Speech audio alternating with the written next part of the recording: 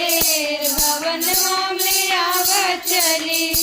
तोहरे बिना मैया कहरा न आवे तोहरे बिना मैया कहरा न आवे कलका घोटत होई दे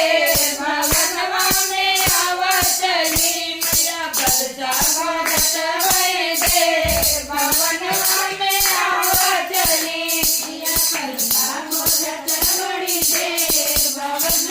में आवत चली लगायो बड़ी देर भवन में आवत चली गली कहवा लगाए बड़ी देर भवन